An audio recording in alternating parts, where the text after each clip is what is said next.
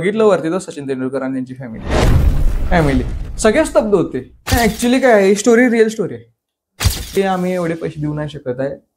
Marketing चालू होतं आमचं. Red candle green candle red candle. जवळ तेवढं माहिती की आपल्याला हे करायचं तर हेच करायचं. छोटी गोष्ट आणि मोठी गोष्ट असं काही नसतं. गोष्ट ती गोष्टच असते आणि ती गोष्ट मिळूस तर पिचवर टिकून राहणं एवढंच आपल्याला माहिती आहे. पंड्या कॅरेक्टर होतं, त्याला थोडासा फिटचा इश्यू होता आणि पहिल्या दिवशी शिव्या खाल्लेला खूप घाण मी. मारा तुम्ही, आपली पोरं गावाकडची आहेत. त्यावेळी लक्षात आलं की बाबा आपल्याला काम जरी नसलं सेटवरती आपण राहायचं तिथं. ऍक्च्युली ऍक्टिंग करायची नसते, ऍक्टिंग जगायची असते. मी बघितलं आपण एकत्र काम केलं तर राहुल्या माहित आहे मुळशी बॅटर मला, तो राहुल्या तिथं होता. त्यांना वाटलं की दरवेळी असे रोज येतात जे सचिनला भेटायचं आहे म्हणतात आम्ही. आणि डीपी दादा म्हणजे बाप माणूस आहे ऍक्च्युली. तो सचिन सर तुम्हाला भेटणार आहेत, मोठा व्यक्ती आहे म्हटलं. कधी मला असं वाटतं की बाबा डिस्टर्ब नको करायला बाबा त्या व्यक्तीला. त्या सब्जेक्ट असा आहे की प्रेमातली शेवटची भेट. नुकतंच नवं मी पण प्रेमात पडलेलं ऍक्च्युली. क्वेश्चन मार्क होते कसं काय होईल, आवडेल का नाही, की तुझं ब्रेकअप झालंय का, किंवा तू कोणाला लाईक करत होता का, त्याला विसरलो. त्यामुळे मी हे लिहिते की वेळ काय काळ काय बदलायची आहे तुझी तुलाच, शोध नव्याने स्वतःलाच, सापडशील तू गाजवलेल्या काळात. महाराज अजून तुम्ही 10 वर्ष जगला असता तर मुघलांनी देखील कपाळी भगवाच लावला असता. मला मेन तर हे विचारायचं की बाबा काय आहे जे आपल्या इथल्या लोकांना थांबवते.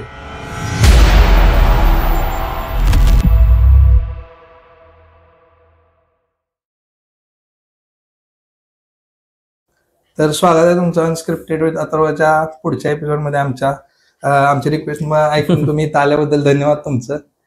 खरं तर खूप क्वेश्चन होते आणि एक बाल कलाकार ज्यावेळी तुम्ही काम केलं बाल कलाकार म्हणून टेंडल्या मूवीमध्ये, तर मला जाणून घ्यायचं होतं की त्यावेळी म्हणजे कसा अनुभव होता, कशी सुरुवात झाली पिक्चरचं, त्यावेळी तुमच्या समोर आलं त्यावेळी काय म्हणजे कसं सिलेक्शन झालं होतं.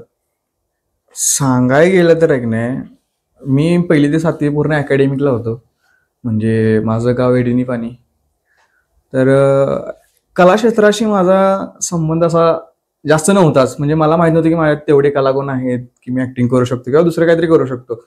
पण ज्यावेळी आमची शाळा होती ती 7वी पर्यंत होती आणि 1ली ते 7वी अकॅडमिक असल्यामुळे शेवटचं वर्ष असल्यामुळे की सर बोलले काहीतरी एक डान्स वगैरे किंवा ऍक्ट वगैरे कर. म्हणजे ठीक आहे म्हटलं, चालतंय, काय विषय नाही. मग आम्ही असं एक सरांनी आमचा डान्स बसवला, ज्यामध्ये असं होतं की त्याचा ग्राफ असा होता की तेव्हा मी शेतकऱ्याची व्यथा मांडलेली की आता शेतकऱ्याच्या भाजीपाल्याला भाव नाही वगैरे वगैरे. मग त्यामध्ये मी शेतकऱ्याचा लीड कॅरेक्टर केलं. तर मग त्याचा ग्राफ असा होता की डान्स होता, मध्ये नाटक होतं, परत डान्स होता. मग हे सगळं झालं, आमची रिहर्सल वगैरे झाली आणि अचानक आहे ना सचिन जाधव जे आमचे डिरेक्टर आहेत ते आले तिथे आणि म्हटले की तुम्ही आम्हाला काहीतरी करून दाखवा वगैरे वगैरे. मग आम्ही शाळा सुटायचं टायमिंग झालं तर आम्ही बॅग वगैरे घेऊन घरी निघालेलो. तर सर बोलले अरे थांबा, एक कोणतर आले, सर आले, त्यांना आपण एकदा डान्स करून दाखवूया. म्हणजे ठीक आहे, करा मी तर आपल्याला काय जाते. गेलो, बॅग वगैरे ठेवली परत आणि त्यांच्यासमोर त्यांनी कॅमेरा वगैरे लावले समोर. आम्हाला काय वाटलं बाबा स्क्रीनिंग वगैरे करणार असेल, मागे लोकांना दिसणार नसेल तर यांनी प्रॅक्टिस कशी केली, काय केली याचं चालते म्हणलं. मग त्यांनी कॅमेरा लावले आणि आम्ही डान्स वगैरे केला. आणि त्यावेळी त्यांनी सांगितले की आम्ही ह्याला तेंडल्यासाठी कास्ट करतोय मूवी, डायरेक्ट मूवीला. म्हणजे मला एक्झॅक्ट काय स्कूलमध्ये तुमची सिंगल म्हणजे सिलेक्शन झालं. हा, सिंगल. म्हणजे आम्ही होतो की 4-5 जण होतो डान्समध्ये त्या व्यथा मांडायला. पण त्यावेळी त्यांनी सांगितलं घ्यायला आम्ही तेंडल्या म्हणून कास्ट करतोय. मला त्यावेळी काय वगैरे बघितली ना डायरेक्ट नाही डान्स सगळंच की तो ग्राफ जो सांगितला मी तुम्हाला की डान्स, ऍक्टिंग आणि डान्स मध्ये जी व्यथा होती 2-3 करायला लावलं. नाही, एकदा त्यांनी घेतलं. म्हणजे आम्ही पूर्ण डान्सच केला, तो डान्स, ऍक्टिंग आणि डान्स जशी व्यथा होती ती. मग त्यांनी ते बघून झाल्यानंतर त्यांनी शूट वगैरे केलं आणि त्यावेळी सांगितलं की आम्ही ह्याला तेंडल्यासाठी कास्ट करतोय, तर काय वाटलं तर मी तुम्हाला कॉल करेन. आणि सरांना वगैरे सांगितलं. हा, सरांना सांगितलं. मग मला काय कळालं नाही ते वगैरे वगैरे. म्हणजे ठीक आहे, काय असेल माहिती. तरी मला नंतर सरांनी सांगितलं ते पिक्चरवाली होती. पिक्चरवाली म्हणजे मला समजलंच नाही कुणाशी काय, मला माहितच नाही. एवढं कुठं आपल्याला क्रेजच नव्हती एवढी आम्हाला. म्हणजे पिक्चर बघणे एवढं माहित होतं. मग त्यानंतर म्हणजे ठीक आहे, कॉल आला तरी आला बघायचं. मग एक दिवशी रात्रीच झोपताना मला कॉल, म्हणजे झोपेतच होतो मी, आणि कॉल आला की मी असं बोलतोय आणि तो तेंडल्या म्हणून सिलेक्शन झालंय आणि तुला चिकोडी या गावी आश्रमशाळा आहे, तिथे तुला यावं लागेल, वर्कशॉप असेल आपलं, निवास वर्कशॉप. मी म्हटलं कोण बोलतोय मला माहिती नाही, मी झोपेतच. मग मी तर कोण बोलाले पिक्चर वगैरे काय बोलाले. मग मी म्हटलं अरे तू मध्ये ऑडिशन देतोस वाटतं, त्याचं असं सिलेक्शन झालंय तुझं, तुला जावं लागेल. म्हणलं ठीक आहे चालतंय. मग असा जे प्रवास सुरू झाला, मग तुम्हाला जर म्हणजे त्यावेळी मला कळत नव्हतं की बाबा सिलेक्शन झाले काय झाले, आयडिया नव्हती काय झाले, बाबा ठीक आहे आपल्याला तेवढं जायचं आहे, ते सांगतील ती करायचं आहे. घरचं वातावरण कसं होतं त्यावेळी? घरचं सिलेक्ट कळल्यावरती की बाबा हा आपला मुलगा आता पिक्चर मध्ये काम करणार आहे? कळल्यावरती त्यांना पण आयडिया नव्हती की म्हणजे कुठला पिक्चर, हिने कधी ऑडिशन दिलं वगैरे वगैरे. मला प्रश्न पण पडले की म्हणजे त्यांना प्रश्न पडले की माहितच नाही ऑडिशन कुठे त्याला गेलं, शाळेला तर जातो ऑडिशन त्याला कुठे जाणार आहे गाव सोडून.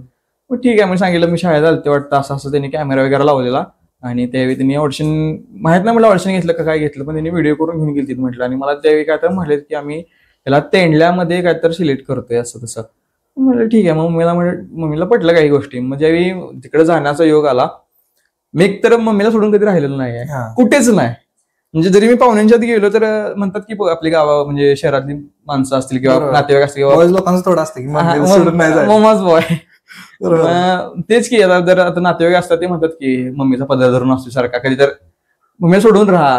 मग मला तशी सवय नव्हती की मम्मीला सोडून राहायची. म्हणजे मी वर्कशॉपला गेलो तिथं आणि म्हणजे पूर्ण फनी असा ड्रामॅटिक वाटेल असा सीन तिथं मी झाला भरपूर.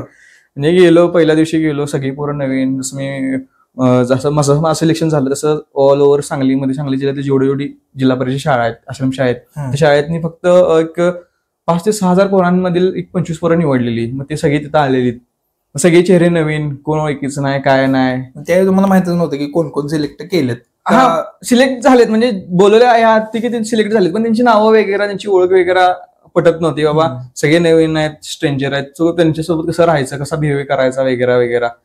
मग सगळ्यांची पालक वगैरे येऊन सोडून गेली सगळ्यांना. मग मी कधी मम्मीला सोडून राहिलो नाही, सगळे नवीन चेहरे, कोणाच्यात मिक्सअप होत नव्हतो मी मोस्टली. मग मी एक रात्र असं केलं की मला घरी जायचं आहे, मी रडलो वगैरे, मला मम्मीला सोडून नाही राहायचं वगैरे. मग ते म्हणले ठीक आहे आपण बघू काहीतरी मार्क काढू. मला खेळ वगैरे सुरू केले त्यांनी, क्रिकेट खेळणे वगैरे. तरी पण मी ऍक्टिव्हिटी पण तरी पण मी नाही, मी एका कोपऱ्यात निवांत त्यांच्याकडे बघत बसणार. मी मग नाटकी करायला सुरुवात केली. जायचं माझं पोटात दुखायले, मला हातापायला मुंगे आल्यात आणि मला कसं तर होते, मला झपाडले वगैरे. मी असं 2-3 वेळा केलं. मी घरी आलो, 2 वेळा मी घरी आलो नाटकी करून. आणि तिसऱ्या वेळी आमचे जे सर होते, मुलानी सर म्हणून होते, म्हणजे त्यांनीच मला तो शाळेत असला ऍक्ट वगैरे बसवून दिलेला. ते आले घरी आणि सांगितलं की अरे अमन संधी मिळाली, संधीचं सोनं कर, अशी कोणाला पण संधी मिळत नाही. आणि तुला ऍज अ लीड साठी तर त्यांनी सांगितलेलं मला, पण आता माहित नाही लीड असेल काय असेल, बट तिथं जाऊन ये, काय म्हणतात ते कर आणि बघ तुझ्या ह्यानं खरंच जा तिथं. एक महिना राहायचं ना, राहाय. मग तुला काय पाहिजे? मी म्हटलं मला मम्मी पाहिजे. मला बाकी काय नको, मला माझ्यासोबत मम्मी असली की मी जग जिंकेन. तर मी मम्मीला कन्व्हिन्स केलं आणि मग वर्कशॉपला घेऊन गेलो. तर मग तिथं असंच होतं की बाबा नवीन पोरं आहेत, नवीन काय. मग मला टास्क दिला, म्हणजे आमच्या सरांनी टास्क दिला की मी तुला एक काय बोलतोय की चान्स देतोय की बाकीच्यांपेक्षा वेगळा चान्स दिलाय तुला, मम्मीला घेऊन गेलायस तू, तर वेगळं काहीतरी करून दाखव की जेणेकरून दादांना तुझ्या विश्वास बसेल की पोराच्यात काहीतरी गट्स आणि पोरं काहीतरी करू शकतं.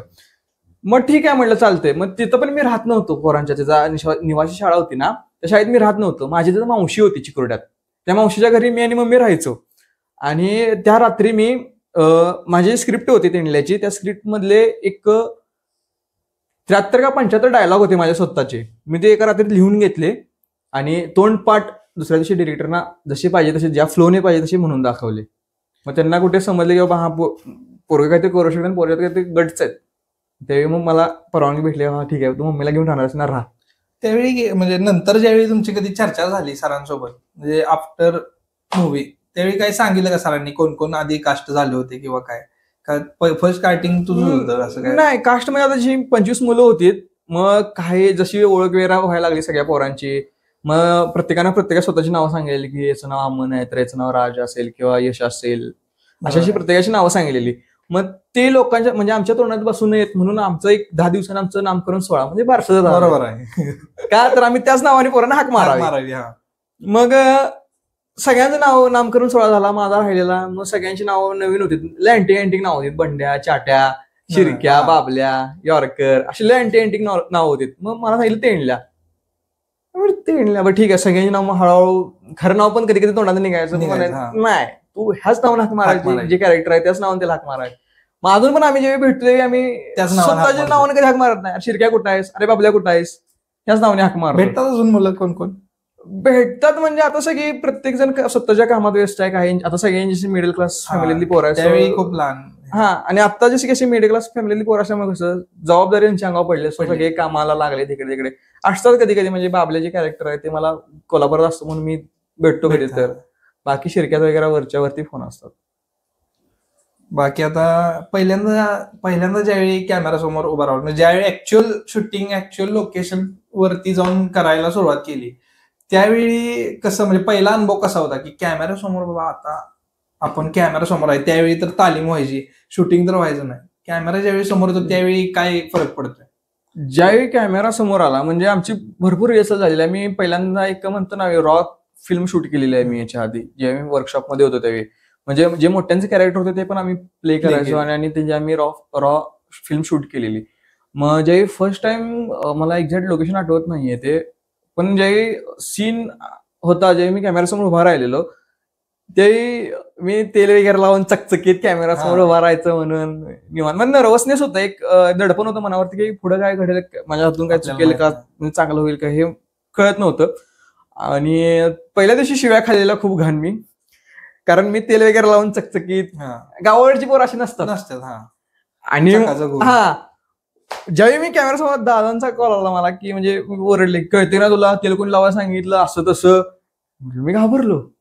मग शेवटी पर्याय काय, मग आमचं जे बंड्या कॅरेक्टर होतं त्या डोक्यात आता माती लावा. बापरे, पर्याय नाही, हात माती हे केलं असं. लोकेशन पण तसं होतं त्यामुळे ते मॅच झालं. हा, कारण टॉप टिप राहणं गावाच्या पोरांना माहित नाही, दिवसभर खेळात. हा, मग त्यामुळे ते पूर्ण असं मातीत हात घुसवलं, असं केलं आणि केसाना हात फिरवला, झालं. ऑइली केस पूर्ण भुरटी केस झालीत. पण ज्यावेळी सीन झाला त्यावेळी एकच डिरेक्टरना जाऊन भेटलो दादांना, दादा सीन कसा झालाय. बरोबर, पहिला सीन टेक होता आणि पहिलाच टेक माझाच होता. दडपण होतं की बाबा चांगला झालाय का वाईट झालाय, त्यांना पण कळत नव्हतं की बाबा कसा झालाय, कारण ते पण नवीन आम्ही पण नवीन. मग दादा म्हणले ठीक आहे चांगला झालाय जावा. हा, चांगला झाला ऐकलं बाबा आपण, झालो मस्त झालाय, त्यामुळे काही विषय नाही. तर चित्रपटात सगळ्यात आवडलेला सीन असा कुठला आहे का तुझा? चित्रपटातला आवडलेला सीन म्हणजे माझं सांगू का, जी दुसरी स्टोरी आहे जो पण तुला आवडला असेल आता जी लाईफ चालू आहे, स्ट्रगल लाईफ सगळ्या पोरांची आता युथची वगैरे, मग त्यामध्ये असा गजाचा डायलॉग आहे की छोटी गोष्ट आणि मोठी गोष्ट असं काही नसतं, गोष्ट ती गोष्टच असते आणि ती गोष्ट मिळूच तर पीचवर टिकून राहणं एवढंच आपल्याला माहिती आहे. मग आपलं काय पण होते. बरोबर आहे. आणि जसंही तू सांगितलंस हा डायलॉग, ऍक्च्युअल स्टोरी पिक्चरची बनवण्याची पण आणि पिक्चरची पण ही स्टोरी आहे, एक्झॅक्ट स्टोरी आहे. कारण मी आता जे इतकं मी आता पॉडकास्ट करायचं ते सर्चिंग करत होतो, त्यावेळी ज्यावेळी मी पॉडकास्ट वगैरे बघितले, इतर तुमचं सचिन लेले सरांनी पण एक बनवलेलं आहे, सुनंदन लेले सरांनी, ते त्याच्यात पण आम्हाला म्हणजे ऐकायला मिळालं की ऍक्च्युअल स्ट्रगल जसा केलाय किंवा सरांनी जसा केलाय, त्याबद्दल जरा मला जाणून घ्यायचंय. मला आता मी काय झालं की सचिन सरांनी सांगितलेला स्ट्रगल बघितलाय, पोरांनी त्यांचा बघितलेला स्ट्रगल म्हणजे एक वेगळा व्ह्यू, त्या हिशोबाने तुमच्या झोननं सांगा की बाबा काय स्ट्रगल होतं ऍक्च्युअली. म्हणजे दादांचं कॅरेक्टर एस्टॅब्लिश करणं अजून तरी कुणाला जमलेलं नाही. बरोबर, कारण दादांच्या डोक्यात कधी काय येईल सांगता येत नाही. हा, म्हणजे तो माणूस अँटिक आहे, म्हणजे डोकं खूप शार्प आहे आणि कधी काय करतील सांगता येत नाही. कारण तुम्ही जर बघितलं असेल, तुम्हाला माहित म्हणजे तुम्ही अभ्यास केला असेल त्या व्यक्तीचा, तर त्याआधी एमपीएससी युपीएससी करायचे, पूर्ण इंटरव्ह्यू पर्यंत गेलेला माणूस आहे तो. मग त्याचं सांगताच येत नाही की आपण तो काय करेल माणूस पुढे जाऊन. मग असं काय मला करता येत म्हणजे सांगता येणार नाही, कारण आता खूप वेगळे कॅरेक्टर आहेत, त्यांना एस्टॅब्लिश करणं म्हणजे नाही होऊ शकत आहे ते. बरोबर आहे, कारण एकदम संयमी माणूस आणि प्रॉपर मॅनेजमेंट असेल, सगळं असेल. पण आता म्हणजे ज्यावेळी ते मी एक सीन पण त्यांनी सांगितलेला म्हणजे हे केला की बाबा एक टाइम आला होता की पिक्चर रिलीज होणार आणि कोविड आला. हा, आणि म्हणजे सगळे शेत वगैरे त्यांनी काहीतरी रेटनं घेतलं आणि त्याच्यात पण ते पण सुद्धा सुरुवात केली, मुलांना कळलं, मुलं शेतात मदतीला गेली, सगळी जी कास्टिंगची थोडीफार तुमची होती 7-8 जण ते बोलले. आणि त्यानंतर पण तिथं पण परत अपयश आलं की बाबा पूर आला आणि हे सगळं म्हणजे शून्य परत ग्रोथ. ऍक्च्युअल लाईफ सायकल जशी असते तसं पिक्चरची स्टोरी बनली. पूर्ण मार्केटिंग चालू होतं आमचं. Red candle, green candle, red candle. जबरदस्त म्हणजे स्ट्रगल त्या पिक्चर मध्ये सगळ्यांनीच बघितलंय मला वाटतं. बरं, प्रत्येकाने म्हणजे जो जो ह्या टीमशी कनेक्ट झाला त्याने प्रत्येकाने म्हणजे पूर्ण अनुभवलंय. डाऊन पण अनुभवला आणि पूर्ण हाय पण अनुभवला. पण स्ट्रगल मध्ये पण एक मजा आहे है की नाही. म्हणजे तुम्ही सगळे आता त्यावेळी पण गोळा झाला असेल, त्यावेळी एकदम म्हणजे मजेशीर मजा वातावरण तयार होतंय. आहे. तर त्यावेळी आणि काय ऍडिशनल सीन तयार झाले का म्हणजे ऍक्च्युअल त्यावेळी? म्हणजे फनी कसं असा की मला ज्यावेळी कळालं की बाबा दादा आणि रान वगैरे घेतले, शेत वगैरे, तर तिथे ऊस तोडीची कामं, ते त्यावेळी ऊस होता. आणि किती एकर होता मला आठवेना आता एक्झॅक्ट. 6 एकर. पण आम्ही तोडलेला सांगालोय. आम्ही जी पोरं होतो तोडायला. मी आयुष्यात आतापर्यंत आमचं शेत आहे तर मी शेतात गेलेलं नाही. आमचं शेत मला किती अजून माहित नाही. बरोबर आहे. मला ऊस तोडणे कसं माहित नाही, पाला काढणे कसं माहित नाही, कारण माझ्या वडिलांनी मला कशी सवय लावली नाही. माझं पोरगं शिकते, त्याला मी जे करतो त्याला ते करायचं नाही, त्याला कसं चांगलं करावं. पण ज्याही काळात ते दादा बोलले की असं असं करतोय आणि मदत तर मागितली नाही त्यांनी, फक्त सांगितलं की बाबा असं असं आहे. म्हणजे ठीक आहे म्हटलं, मी येऊन जातो. आम्ही ज्यावेळी शिराळ येते त्याने शेत घेतलेलं, तिथे गेलो, तिथे सांगितलं आपल्याला ऊस तोडायचा आहे. कोयता हातात घेतलं, कसं तोडायचं माहित नाही, दाखवलं असं तोडायचा. चालते महाव तू जोश करत आम्ही पूर्ण 1 एकर रान दिवसाभरात तोडून घेतलं. शूटिंगच्या दरम्यान म्हणजे अशा आठवणीच्या गोष्टी काय आहेत का? शूटिंग ज्यावेळी चालू होतं त्यावेळी आठवणीत राहिलेल्या गोष्टी किंवा वर्कशॉपच्या आठवणीच्या गोष्टी काय? वर्कशॉपच्या आठवणीच्या गोष्टी म्हणजे भरपूर असे किस्से आहेत. जसं मी सांगितलं की मी नाटक करून घरी जायचो आणि म्हणजे आम्ही जे फनी गेम्स खेळायचो, भरपूर अशा ऍक्टिव्हिटीज खेळायचो. त्यातून खूप काही शिकायला भेटलं. आणि त्यात एक बंड्या कॅरेक्टर होतं, त्याला थोडासा फिटचा इश्यू होता. एक रात्री सगळे असे झोपलेले, बंड्या उठून बसला आणि त्याला फिट आले. कुणाला काय करायचं माहित हा सगळ्यांनी त्यांना कानाखाली लावायला सुरुवात केली. बंड्या उठ की जागावं ते असं करत होतं. मग त्यावेळी त्याला हाणलं वगैरे. मग सांगितलं की कांदा वगैरे त्याला वास द्या. मग त्यावेळी तो एक फनी किस्सा होता. त्यानंतर असे शूटचे भरपूर म्हणजे वर्कशॉपचे भरपूर असे फनी किस्से आहेत, पण एवढे एक्स्ट्रीम लेवलचे नाहीत. ते नॉर्मल आपलं जसं असतं तसंच. बाकी शूटिंगच्या वेळीचे भरपूर असेल. म्हणजे माझा एकदा शूट नव्हतं ऍक्च्युली एक दिवस, आणि मी त्याच्या आधी माझा शेड्यूल बिझी होतं पूर्ण. आणि ज्या दिवशी शूट नव्हतं त्या दिवशी माझी झोप झाली नव्हती. मी डायरेक्टली लोकेशनवरती गेलो आणि तिथे हे घेतलेलं, घर घेतलेलं. त्या घरामध्ये गाद्या वगैरे टाकलेल्या.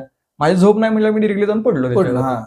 आणि पडलो आणि मी झोपलो असेल. सकाळी 6ला गेलो असेल तिथं, आणि मी 7-8ला नाश्ता करून झोपलो असेल तिथे डायरेक्टली. आणि संध्याकाळी मला 5 वाजता बोलवून आले की बाबा तुला दादा बोलवत आहेत. मी म्हटलं काय बोलत, माझा तर आज टेक नाही वगैरे. नाही, तुला दादा बोलवत आहेत. गेलो, चेहरा सुजलेला, कारण एवढी झोप झाली माझी 8 वाजल्यापासून संध्याकाळी 6 वाजेपर्यंत. चेहरा सुजलेला, डोळे सुजलेले. आणि ज्यावेळी दादांसमोर गेलो, कुठं होतास? दादा झोपलेलो. का? झोप आलेली मला. कारण ते कॅरेक्टर एवढं स्ट्रिक्ट आहे, त्यांच्यासमोर असं बोलणं म्हणजे नको उभा राहायलाच नको वाटतंय त्यांच्यासमोर. तरी पण भेद झोपलेलो, झोप आलती. का बाकीची कामं नाही तुला?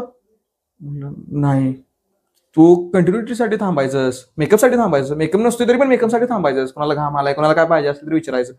नाही दादा, कळालं नाही मला. बरं तुझा टेक लावायचा, काय करायचं? चालतंय म्हटलं, लावाय की. कुठला लावाय ते विचारलं. आणि ज्यावेळी कॅमेरामध्ये बघितला लुक माझा, त्यावेळी माझा चेहरा पूर्ण सुजलेला होता, डोळे सुजलेले होते आणि पूर्ण झोपेत उठल्यासारखं कॅरेक्टर दिसत होतं. दादा म्हणजे चेहरा धुण्याचा पहिला 3 ते 4 वेळा चेहरा धुतला असेल मी फेसवॉशने, तरी चेहरा सुजलेला आहेच. त्यावेळी टेक घेतले तरी पण जे फिल्म मध्ये दिसतंय माझा चेहरा सुजलाय. मी तो टेक म्हणजे सीन सांगत नाही, मला सांगा तुम्ही की मी कुठल्या सीनमध्ये चेहरा सुजलाय माझा. मग ते भरपूर असे दादा ओरडलेले वगैरे. मग तो त्यावेळी लक्षात आलं की बाबा आपल्याला काम जरी नसलं सेटवरती आपण राहायचं तिथं 100%. आता कॅमेरा समोर गमतीशीर घडलेले किस्से कुठले आहेत? शाळेतला सीन आणि आयुष्यात म्हणजे त्यावेळी मी पहिल्यांदा छड्या खाल्ल्या असतील.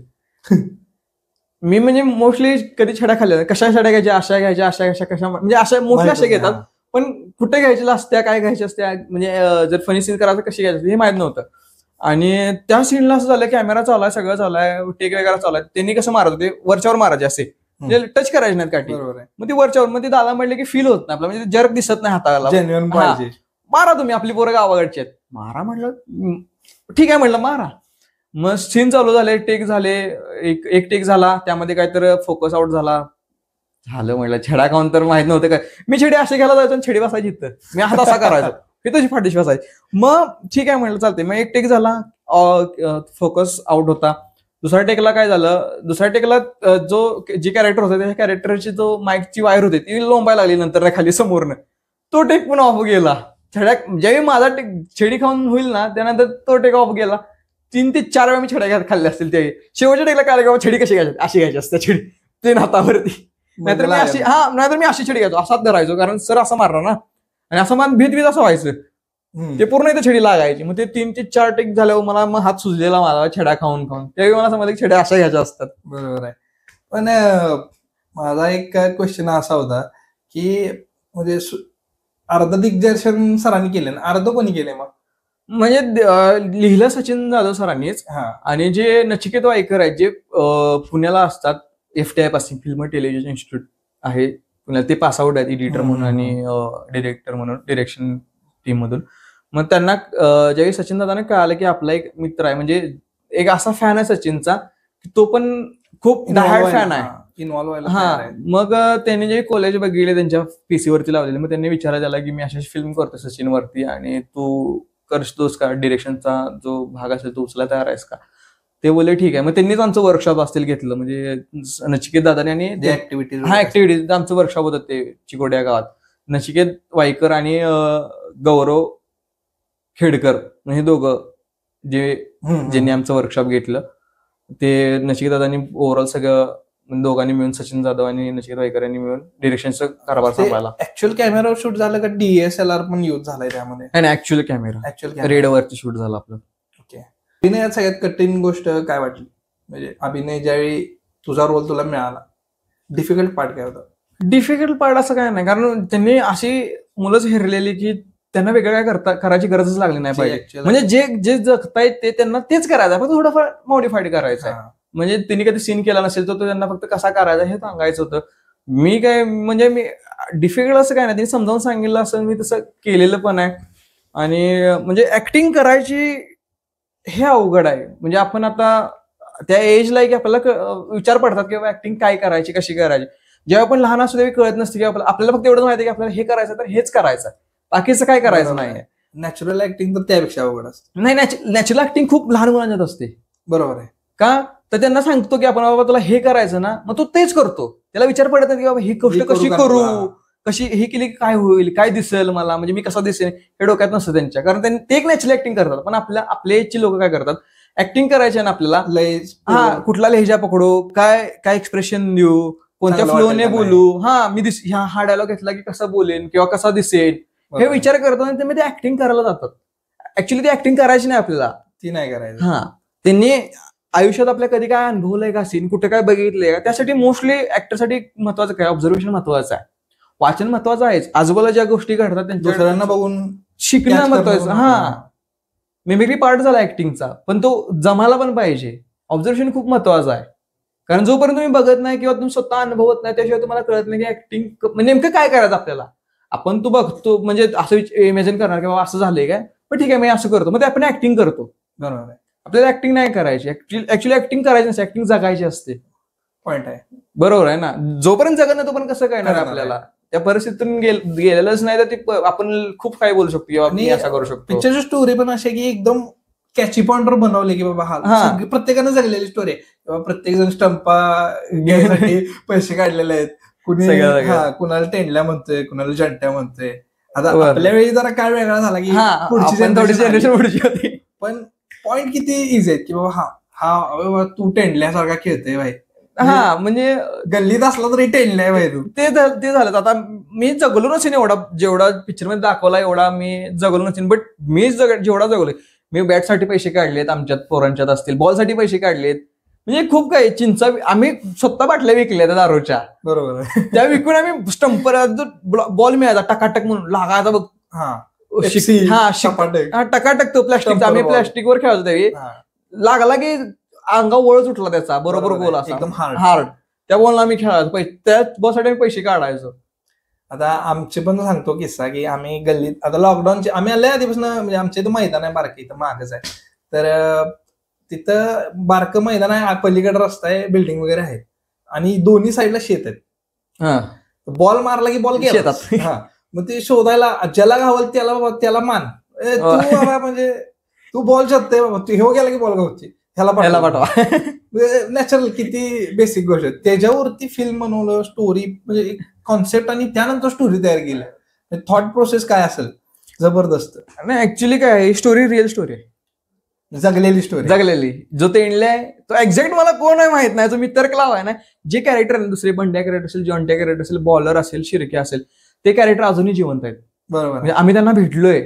जे गजा कॅरेक्टर आहे ना त्या गजा कॅरेक्टर अजूनही म्हणजे ते जी स्टोरी दाखवली ते मी त्यांना आम्ही कधी विचारत असं कधी कुठे आहे हे कॅरेक्टर कुठे आहे तुमचं वगैरे वगैरे तुम्ही गेला नाही रे लग्न झालं आता जरा मग ते रिअल आहेत सगळे जे कॅरेक्टर तुम्ही बघताय फिल्म मधले ते रिअल स्टोरी आहे. 1900 ची आधीची स्टोरी आहे ती भरपूर. म्हणजे ती डिरेक्टर आय गेस मला माहित नाही तेंडला कोण आहे कारण मी जेव्हा मला सांगितलं की तेंडला सांगितलं गेले फक्त की एक्झॅक्ट कोण आहे माहित नाही पण तेंडला हा सचिन जाधव आहे. हा ते म्हणले पण एका पॉडकास्ट मध्ये की बाबा टेंडल्या कोण आहे तर मी स्वतःलाच टेंडल्या म्हणायला लावायचो.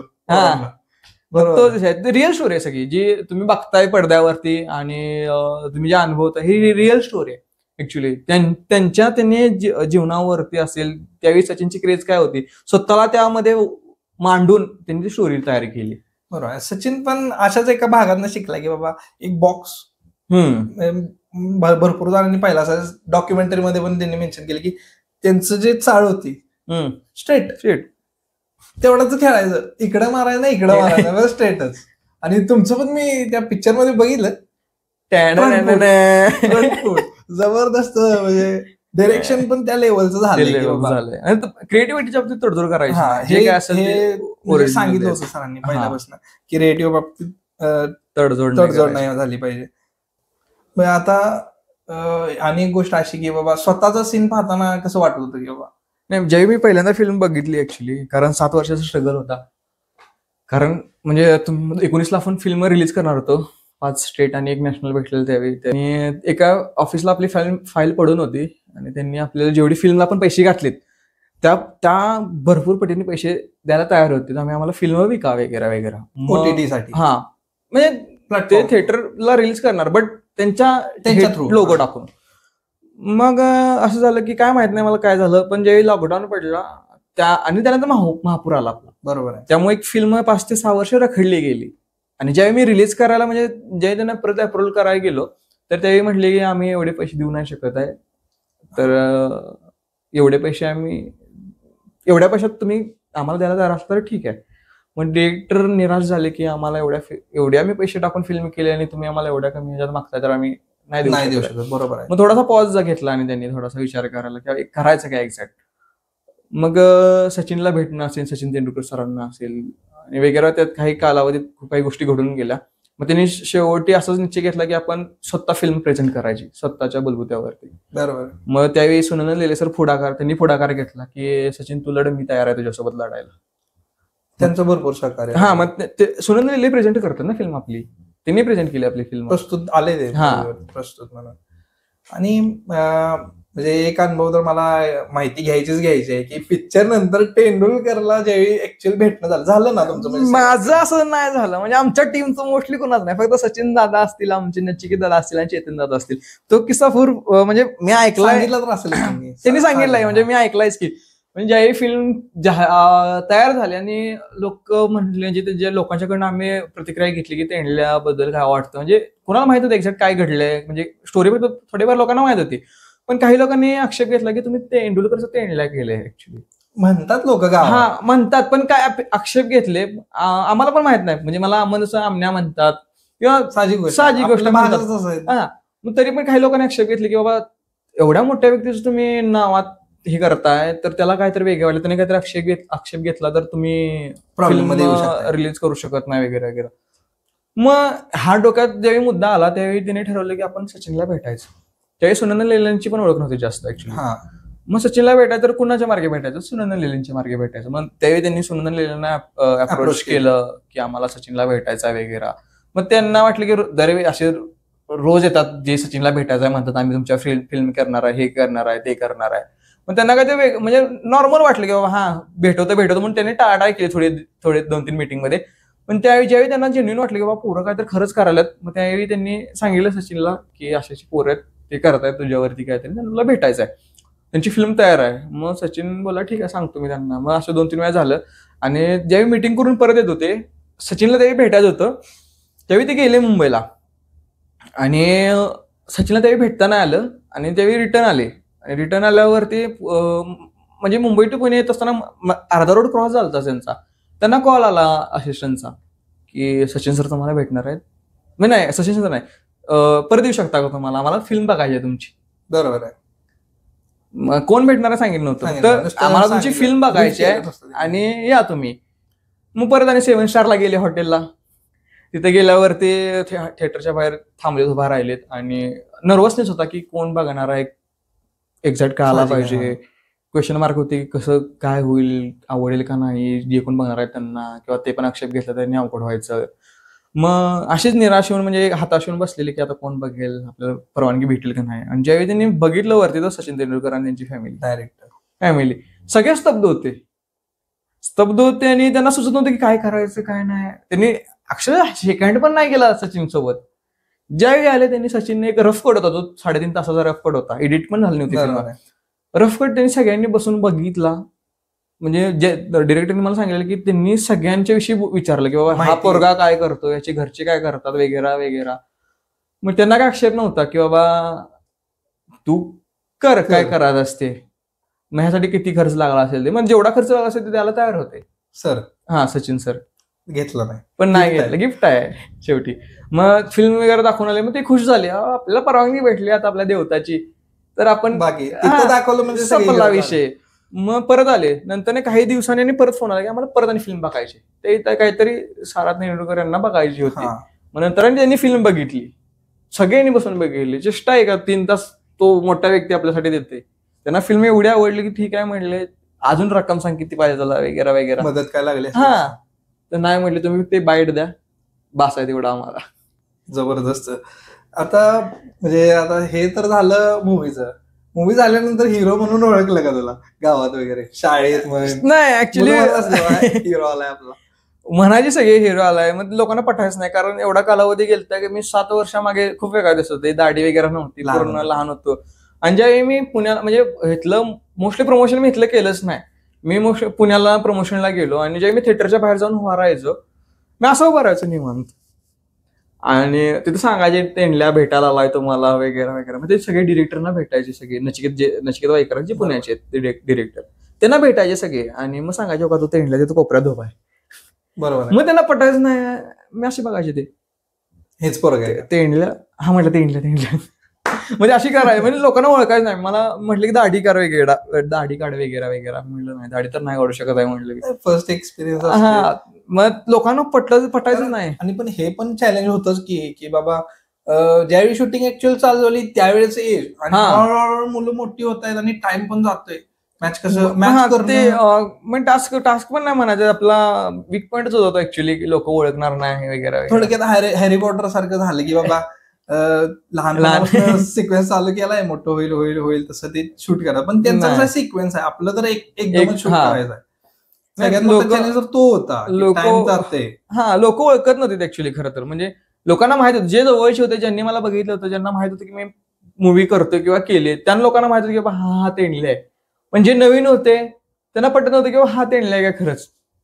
मला भरपूर जण, मी जे अवॉर्ड फंक्शनला गेलो, मला जे बालकलाकारचा अवॉर्ड डिक्लेअर झाला, आणि त्यावेळी ज्या अभिनेत्री होत्या त्यांचं नाव मी विसरलो ऍक्च्युली, त्यांनी मला म्हटले की मी वाकलो खाली, मला म्हणले तू सामान कांबळे का, कारण मी एजने मोठा होतो त्यावेळी. म्हणजे कारण वेळ गेलता त्यात, बालकलाकार म्हणलं छोटा पाहिजे.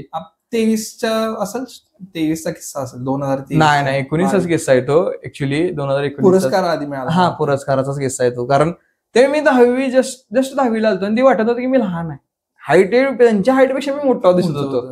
मग ते त्यांना कन्फ्युजन होतं की हा सामान कांबळे का, मग त्यांनी असं विचारलं. साहजिक आहे.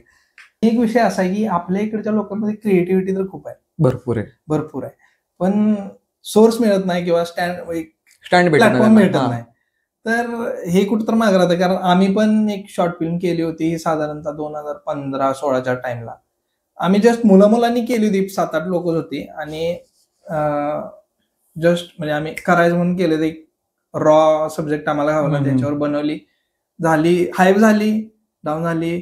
परत आम्ही ज्यावेळी करायचं ट्राय केलं त्यावेळी काही सपोर्टच मिळाला नाही आम्हाला. राहतं या कन्सिस्टन्सी गोष्टी पाहिजे, आपल्याकडे. त्या गोष्टीत कन्सिस्टन्सी पाहिजे. तुम्ही एका क्षेत्राशी निगडीत आहात ना, तुम्ही त्या क्षेत्राला पूर्ण झोकून द्या, बरोबर आहे. त्या गोष्टीबद्दल अभ्यास करा. जेवढं तुम्ही आत्मसात कराल तेवढं तुम्ही चांगलं करू शकता.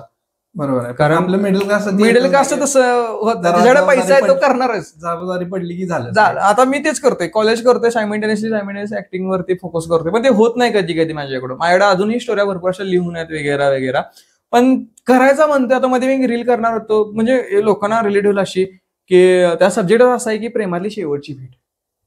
मी कुठे नाही, टॉपिकच असा आहे की प्रेमातली शेवटची भेट. मग मी भरपूर लोक, मी आता रंकावरती कधी कधी फिरतो, तर मी तिथे लोकांना विचारतो, म्हणजे आपल्या एजची पोरं असेल, थोडेफार 1-2 वर्षांनी मोठे असतील, मी त्यांना विचारतो की दादा, तुला तुझ्या प्रेमातली शेवटची भेट नशिबात होती काय? बरोबर. मग तो म्हणतो की प्रेमातली शेवटची भेट एक्झॅक्ट काय असते, किंवा नेमकं काय कन्सेप्ट काय ती मला क्लिअर कर. म्हटलं कन्सेप्ट तुला कळेल, म्हटलं मी जेव्हा शूट करेन त्यावेळी. बरोबर आहे. पण म्हणजे एक रिव्ह्यू तेच की, म्हणजे लोकांना माहिती आहे का ती कन्सेप्ट, की बाबा काय असते, मग ते लोकांना माहित नाही ना कन्सेप्ट काय. मग त्यांनी प्रेमात पडलेत, पण त्यांना आयुष्यात त्यांच्या शेवटची भेट नाही भेटली त्यांना. बट तेच मला दाखवायचं मला की काय असते आणि कसं असतं, काय घडतं ते. मग माझ्याकडे ती स्टोरी खूप आधीपासून लिहून आहे आणि ते करायची आहे. खरं आपण मिडल क्लास लागलो आणि त्यात आपल्याला कॉलेज आहे, बाकीची ऍक्टिव्हिटीज आहेत, सो ते ग्राफ सांभाळणं थोडासा अवघड जातं. पण जेव्हा एक सलग त्या क्षेत्रात असेल तर करायला काय अवघड जात नाही. कन्सिस्टन्सी असली की खूप महत्वाची, कन्सिस्टन्सी खूप महत्वाची आहे. कुठल्याही क्षेत्र असेल, तुम्ही जिमला जात असाल तुमची बॉडी होणार आहे, बरोबर आहे. तुम्ही कुठले तर वर्कर असाल तर तुमचा ग्राफ वाढत जाणार आहे. तुम्ही कन्सिस्टन्सी देत नसाल तर मग गॅप असेल तर तुम्हाला परत आणि 0 पासून सुरुवात आहे तुमची. बरोबर आहे. पण ते पण कुठेतरी खरंच आहे ना, की बाबा क्रिएटिव्हिटी तर खूप आहे, पण काय मला मेन तर हे विचारायचं की बाबा काय आहे जे आपल्या इथल्या लोकांना थांबवते, की बाबा ह्याच्यामुळे मी करू शकत. म्हणजे क्रिएटिव्हिटी किती पण असू दे, जोपर्यंत ती अंमलात येत नाही तोपर्यंत विषय काय माहितीये का, क्रिएटिव्हिटी खूप आहे लोकांच्यात आपल्या इथं, पण फॅमिली प्रेशर असेल काहींचं फॅमिली सिच्युएशन असेल किंवा फायनान्शियल सिच्युएशन असेल. कारण गावाकडची पोरं आहेत आपल्या, आणि गावाकडची पोरांचं कसं असते, फॅमिली एक तर सांभाळणं असते. बरोबर आहे. आणि जर आपले वडील आता होतच आहेत, आपले म्हणजे वयस्कर होतच आहेत, तर त्यांचा भाग कुठेतरी आपल्याला सांभाळायला लागणार आहे, जबाबदारी अंगावर पडतात. मग त्या विसरून चालत नाहीत आपल्याला, कारण आपण मिडल क्लास फॅमिलीतले आहे. आपल्याकडे भरपूर कला असेल, मान्य आहे, भरपूर आपल्याकडे गट्स आहेत, भरपूर आपल्याकडे कलागुण आहेत, पण त्यांना वाव का भेटत नाही, तर आपण त्यामध्ये पूर्ण झोकून देत नाही. आपल्याला काय वाटतं की आपण ते करायला गेलो की आपल्याला पैसा मिळणार नाही, म्हणजे स्टार्टिंगला मिळतच ना, हा भाग वेगळा आहे. बट आपल्याला फॅमिलीला सोबत ठेवून त्यांना जे काय पाहिजे नको आहे ते बघून, आपल्याला काय पाहिजे ते नको आहे ते बघून, ह्यात थोडासा आपला हे होतं, जमलिंग होतं. त्यामुळे आपण थोडंसं विचार करतो की बाबा आपण जे सेटल होईल त्यानंतर चालू करेन हळूहळू. आता हे तर झालं क्रिएटिव्हिटीचं. तर मुलं आहेत हे तर मान्य मला. आता आपल्याकडून रील स्टार पण किती वर यायला लागले, भरपूर आहेत. भलेही शॉर्ट लेवलला ते करत असतील, पण एक पॉइंट एक स्टेज भेटलं. आता आपल्या इथनं डीपी दादा किती वर गेलं, विशेष माणूस वेगळा आहे किती. म्हणजे आता आमच्या इथं म्हटलं तर सूर्यवंशी दाजी म्हणून आहेत, कार्टून आहे आपल्याकडचं. बरेच लोक आता एक लेवलला वर यायला लागले, म्हणजे त्यांशी भेटले बोलले. मी ज्यावेळी डीपी दादाला फर्स्ट टाइम भेटलो, मला माहित नव्हतं की मला एक कास्टिंग आलं की अल्बम सॉन्ग करतोस का. माझ्या मामांनीच सांगितलं मला अल्बम सॉन्ग आहे आमच्या मॅडमचा आहे, करणार का. मी म्हणलं याच्यात मी करायचं नाही अल्बम सॉन्ग वगैरे, काय मला कन्सेप्टच माहित नाही एक्झॅक्ट काय असते. नाही, अनुभवासाठी कर, बाकी माणसांचा काय विचार करू. बरोबर, अनुभव पाहिजे ना माणसाला. मी म्हटलं ठीक आहे, अनुभवासाठी करतो. कास्टिंग काय आहे, सोनाली पाटील बिग बॉस मधली, बरोबर आहे, त्या होत्या. नंतर म्हटलं दुसरं कोण आहे, म्हटलं डीपी दादा. हा डीपी दादा. नंतर दुसरा आणि फारच केंद्रीय म्हणून एक रील स्टार आहे, तो आणि होता. मग आमची प्रॅक्टिस वगैरे झाली, डान्स वगैरे. आणि डीपी दादा म्हणजे बाप माणूस आहे ऍक्च्युली, तो म्हणजे पूर्ण डाऊन टू अर्थ माणूस आहे तो. म्हणजे अजूनही आम्ही कधी कॉन्टॅक्ट मध्ये आहे, पण मोठा व्यक्ती म्हटलं कधी मला असं वाटतं की डिस्टर्ब नको करायला बाबा त्या व्यक्तीला. नाही, कधी मी म्हटलं दादा, हॅलो दादा कोण बोलते, मी माझं नाव सांगत नाही, अमन तेंडल्या. अरे अमन हा बोल की, मग म्हणतो तो. बरोबर. म्हणजे ओळख तयार झाली की तेंडल्याची ओळख तयार झाली, त्या नावानुसार मला ओळखती, अमन बोल म्हणतो तो. ते कोल्हापूरमधली जी कम्युनिटी त्यांनी तयार केली त्या एकदम डाऊन टू अर्थ सगळी, म्हणजे बऱ्यापैकी आहेत तसे. आता मी एक नाव नाही घेणार त्या व्यक्तीचं, म्हणजे तोही खूप कॉन्टेंट क्रिएटर आहे आणि तसंच त्यानं सिरीज वगैरे करतोय तो आता. जेव्हा आमचं स्क्रीनिंग झालं एका ठिकाणी, त्यानंतर मी रंकाळ्यावरती चहा प्यायला थांबलेलो आणि मी जस्ट माझ्या प्रॅक्टिसला निघालो नाटकाच्या.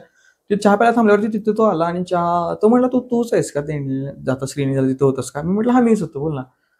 मग आमचे थोडेसे बोलणं वगैरे झालं, पिक्चर बद्दल असेल, बाकीचे जसं स्ट्रगल वगैरे असेल, पुढचा भविष्यात काय करणार असेल वगैरे. त्याने मला गोष्ट सांगितली ऍक्च्युली, जे आता सिरियलवाले आहेत त्यांना फक्त एक स्टार पाहिजे आहे. बरोबर आहे. जो खरा कलाकार आहे तो नको आहे. रील स्टार का, तर स्टार आला ना, रील स्टार आहे तो, त्याचा फॉलोअर्स जास्त आहेत, त्याचा रीच भेटते आणि त्यांचा हे वाढतोय ना, टीआरपी वाढतोय चॅनेलचा ऍक्च्युली.